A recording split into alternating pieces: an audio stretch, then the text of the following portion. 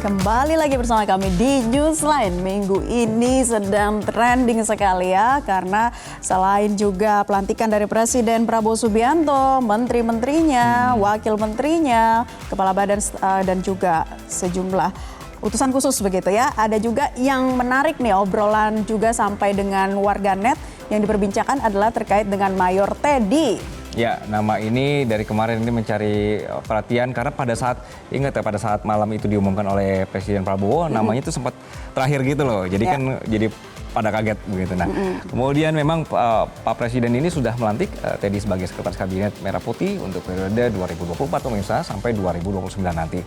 Teddy sebenarnya ini juga bukan orang yang baru-baru juga ya sama Pak Prabowo, udah lama begitu karena ajudan Pak Prabowo yang melekat sejak Pak Prabowo ini menjabat sebagai Menteri Pertahanan. Ya. Iya, siapa sih yang nggak kenal Mayor Teddy ya, di lini media sosial sudah banyak sekali waktu itu juga kalau kita ingat ketika masih pemilihan presiden ya, waktu masih kampanye juga Mayor Teddy ini ramai banget ya di media sosial.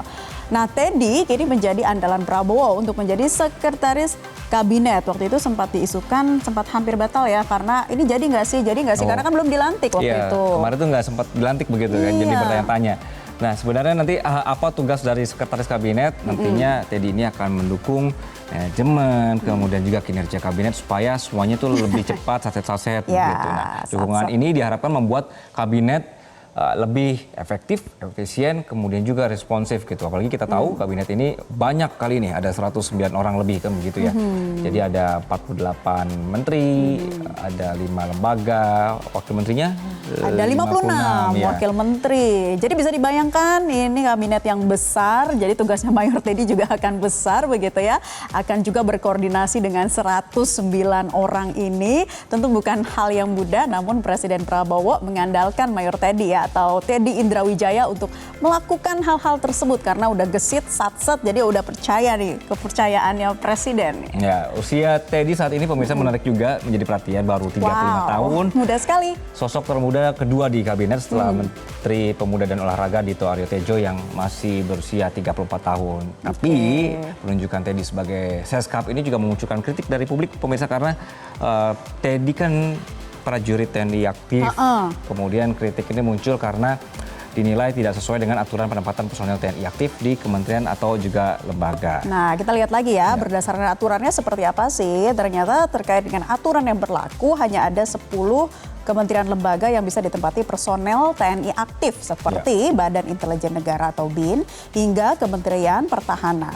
Nah, sekretaris kabinet ini tidak termasuk dalam 10 kementerian lembaga ini. Makanya ini menimbulkan semacam semacam polemik gitu ya bagi para warganet. Sebenarnya nih Mayor Teddy status ke TNI-nya, status TNI-nya dihapus atau tidak sih gitu ya. Ini kemudian coba dijelaskan oleh Hasan Nasbi, Kepala Kantor Komunikasi Kepresidenan. Hasan Nasbi ini menjelaskan Seskap dalam Perpres terbaru ditempatkan sebagai ASN Eselon 2 di bawah Menteri Sekretaris Negara. Jadi Teddy tidak harus mundur dari militer sebab jabatan ini bisa diemban oleh militer aktif. Jadi sama seperti sekretaris militer presiden yang juga bisa diemban oleh militer aktif gitu. Oke, jadi sudah cukup jelas ya, tidak harus mundur dari jabatannya sebagai seorang TNI.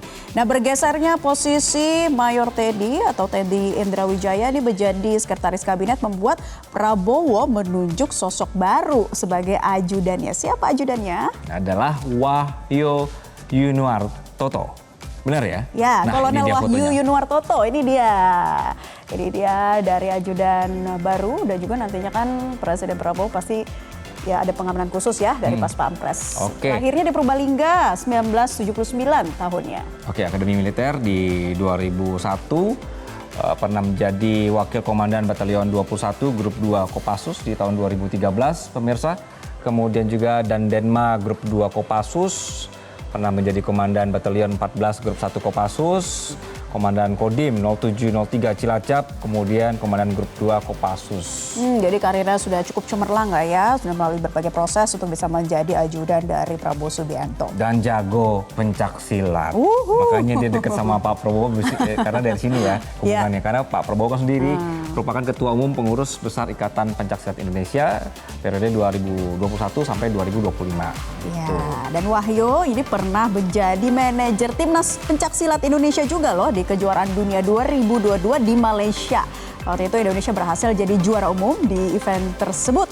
Kolonel Wahyu kembali dipercaya untuk menjadi manajer tim pencaksilat Indonesia saat SEA Games 2023 di Kamboja. Oke, ada sebutan untuk kita manggilnya Mas ya, Mas Wahyu. Mas Wahyu ini adalah sebagai The Sun atau Bapak Matahari oleh rekan-rekan Kopassus dan teman angkatannya karena Wahyu ini ahli dalam memotivasi, kemudian juga memberikan pencerahan kepada para prajurit. Jadi selamat untuk Mayor Teddy naik sebagai Seskap, kemudian selamat untuk Kolonel Infanteri Wahyu Yuniartoto sebagai ajudan Presiden Prabowo yang baru. The Sun ya panggilnya. Oke, nah Sun. itu dia Mas profilnya dari Kolonel Wahyu Yuniartoto yang sudah kami sampaikan dan kami masih memiliki. Jelajahi cara baru mendapatkan informasi. Download Metro TV Extend sekarang.